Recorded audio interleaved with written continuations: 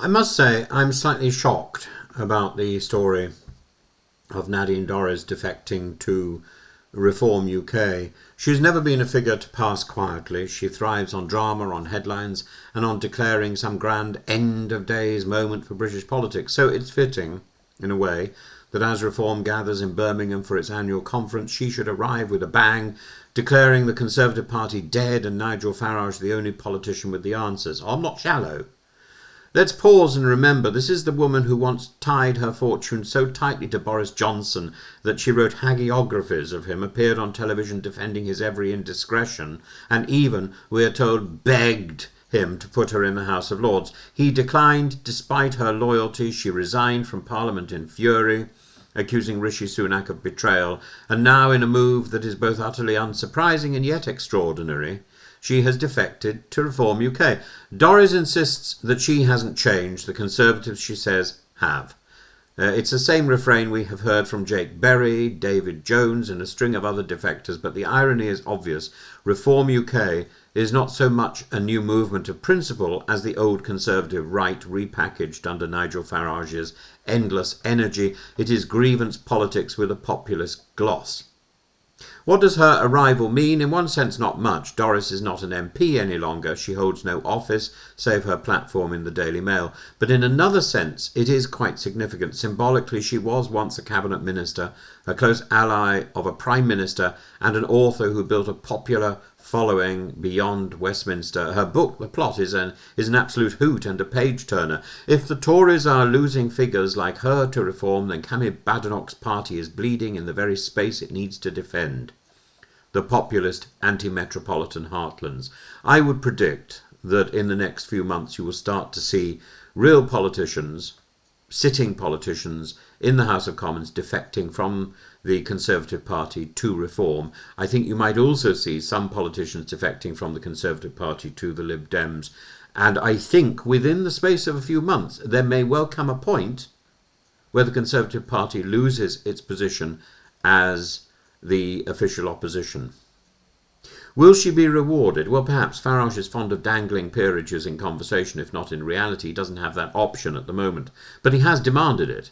He likes the theatre of it all, the prospect of elevating the spurned and the disaffected. Doris certainly craves the title that Boris denies her, or denied her, and it would be the final act in a career built on loyalty to strong men and to self-promotion.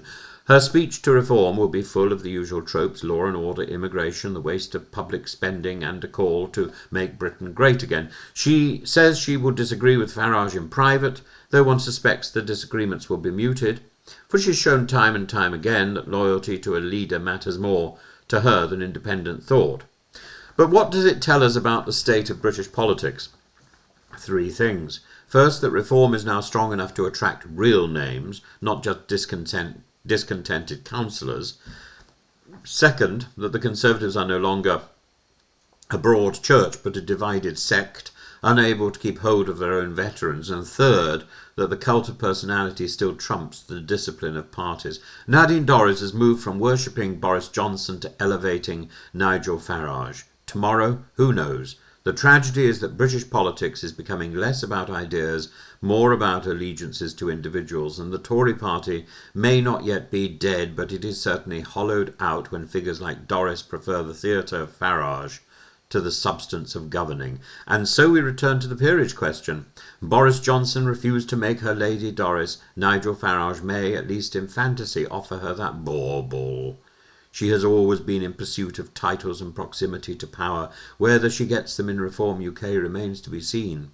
But the very fact that she is seeking them there is itself a requiem for a party that she once called her political home. She is now rebranding herself as the Reform UK Queen, and well, you know, what can I say? I was fingering one of her books this morning, thinking actually it was a very good read when I was low and in hospital with cancer, and I'm coming up to 5 years from that period now, and yeah, she got me through a difficult period, and she writes very well. But I was amazed by some of her pronouncements and comments on the record on Channel 4 and so on, and how she seemed barely articulate a lot of the time in the central lobby. But her books, even the political book, The Plot, as I say, it's rubbish, but it's significantly more entertaining than Dan Brown. And Dan Brown's got a new book out, by the way, and the TV series, which I think is on Now or something, you can see it on Now, called, what's it called? The Lost Symbol or something, is again a... you can while away a couple of hours. I just fall asleep, but some of you may have more stamina.